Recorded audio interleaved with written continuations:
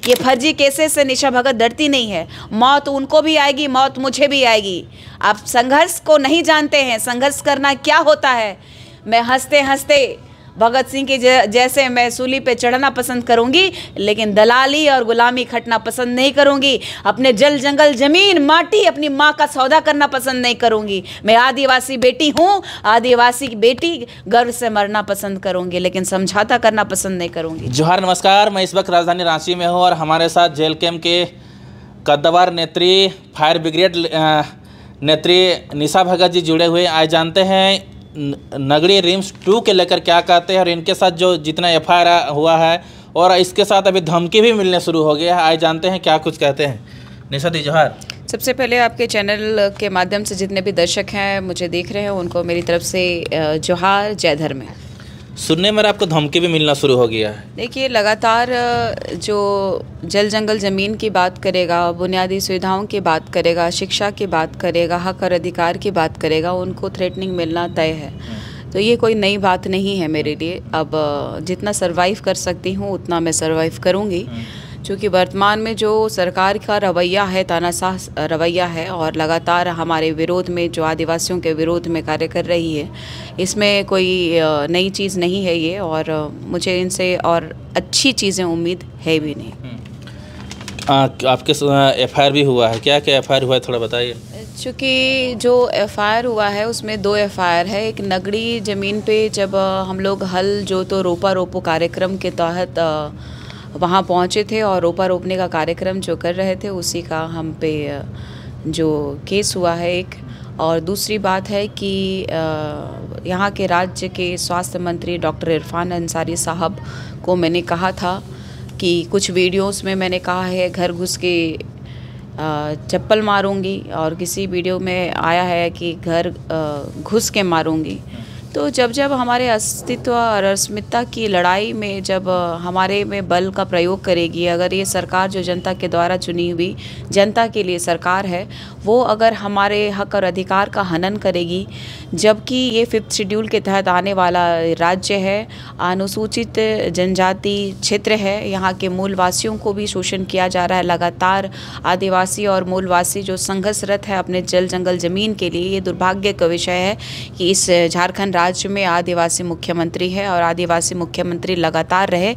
इसके बावजूद जो इस झारखंड राज्य में जो CNT लागू किया गया है उसका उल्लंघन किया जा रहा है। और भारत के संविधान का प्रारूप जब तैयार किया गया और जब संविधान को लागू किया गया, उसी समय स्पीटी एक्ट भी लागू किया गया था। संविधान को लागू किया गया 1950 में, तो स्पीटी एक्ट लागू किया गया 1949 में। तो सबसे बड़ा दुर्भाग्य है जब देश के प्रथम नागरिक आदिवासी हैं और ये आदिवासी बहुल क्षेत्र, आदिवासी राज्य है और यहाँ पर पेशा अधिनियम लागू नहीं किया गया ताकि यहाँ के जो मूल निवासी हैं और यहाँ के जो आदिवासी हैं उनका हनन किया जा सके। इस देश के बिना, इस देश के बगैर पूरे भारत देश में औद्योगिक क्रांति हो, चाहे ये पूरा देश नहीं चल सकता है। ये पूरा देश जानता है। हम आदिवासी विकास के विरोधी नहीं है, ये पूरा देश जानता है। अगर हम अपने हक और अधिकार की आवाज़ उठाने के लिए अगर 5 दिन झारखंड बंद करेंगे तो पूरे भारत का होश ठिकाने आ जाएगा कि आदिवासी और मूलवासी की ताकत क्या है।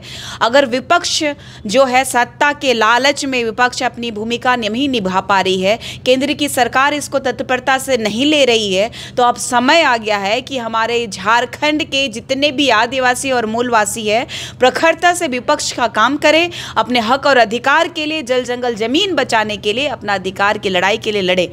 और ये जो फर्जी जो केसेस किए गए हैं उससे मैं निशा भगत डरती नहीं, क्योंकि मेरे पिताजी भी झारखंड आंदोलनकारी रहे हैं और वो लगातार जेल भी गए हैं।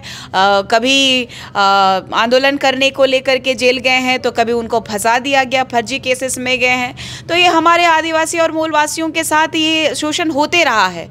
और क्योंकि मैं अपने पिताजी के साथ जब से मैं चलना शुरू की हूँ, उन्हीं के साथ लगातार रही हूँ, तो उसका प्रमाण आप देख सकते हैं कि यहाँ की जो झारखंड की जो प्रशासनिक व्यवस्था है कैसी लचर है। मेरा जन्म तिथि है 1988 और मेरे पिताजी के पीछे पीछे जब मैं चलती थी तो 1996 में मेरे पे केस किया गया है।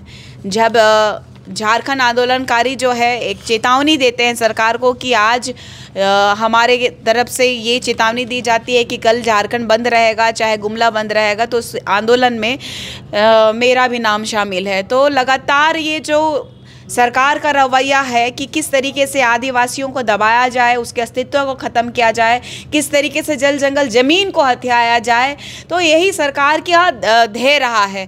आज देख पूर्व मुख्यमंत्री रहे, लगातार यहाँ पे जितने भी मुख्यमंत्री रहे हैं, किसी भी पार्टी और किसी भी दल के नेता मंत्री रहे हैं, लगातार लूटने का काम किए हैं।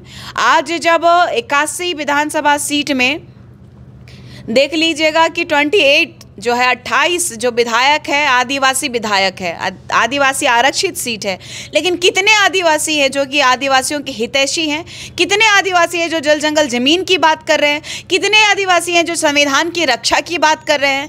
ये नेतागिरी करने के समय में संविधान को सीने से लपटा करके संविधान बचाने की बात करने वाले ही आज संविधान का हनन कर रहे हैं। ये दुर्भाग्य है कि आज देश के प्रथम नागरिक आज किस पायदान में है। समानता के अधिकार की बात करने वाले वो मुझे बताइए ना कि आदिवासी रूढ़िवादी परंपरा को मानने वाले कहाँ किस पायदान में है, आज किस समानता के अधिकार बात कर रहे हैं। ना शिक्षा में है, ना स्वास्थ्य में है, ना ही हमारे पास बुनियादी सुविधाएं हैं, ना हमारा परंपरा जो अधिकार है, जो प्रकृति को मानते हैं उसका हनन लोग कर रहे हैं।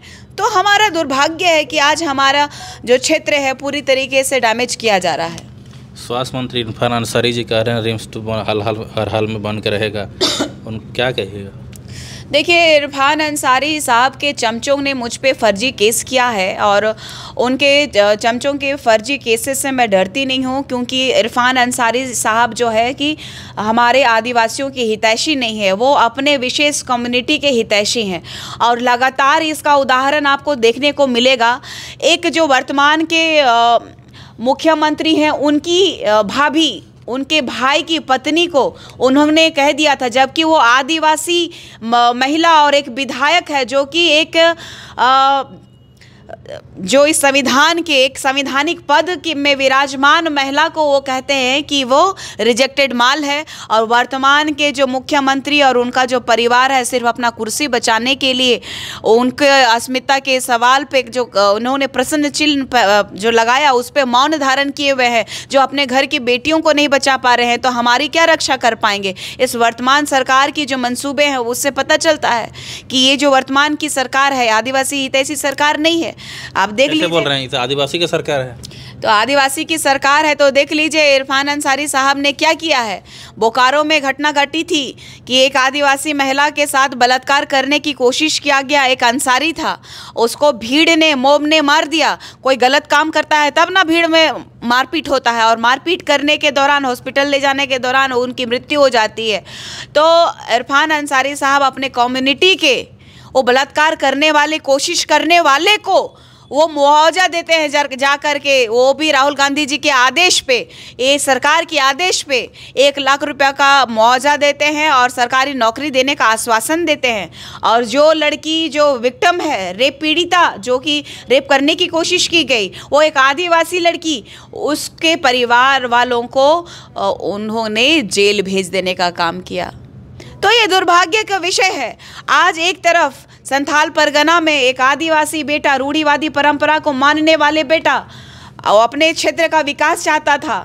अपने क्षेत्र में उन्होंने एक आवाज़ उठाई थी कि यहाँ शिक्षा व्यवस्था अच्छी हो, यहाँ की जो खनिज संपदा है, कोयला है, जो है कि बिचौलियों के दलाल प्रवृत्ति के लोग हैं उनके हाथों पे जो चला गया है उस पर रोक लगाने की आवाज़ उठाई।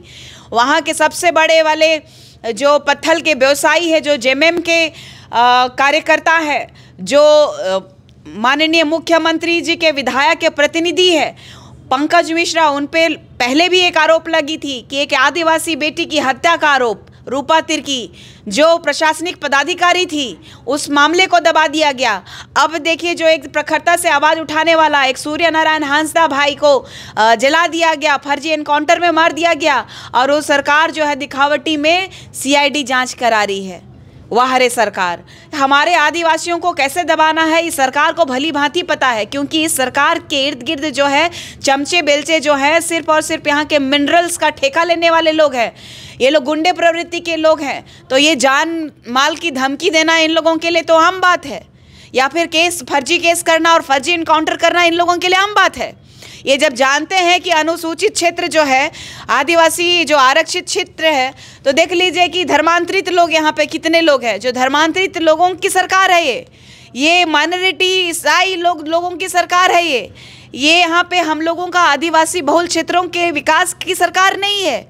आप देख लीजिए ना, माननीय हेमंत सोरेन जी के पिताजी स्वर्गीय शिबू सोरेन जी का जब देहांत हुआ, वो भी पूर्व मुख्यमंत्री रहे। उनका जो अभी वर्तमान में कार्यकाल है वो मुख्यमंत्री अभी भी है, इससे पहले भी थे। उनकी पत्नी विधायक है, उनका भाई विधायक है, उनके भाई की पत्नी विधायक रही है।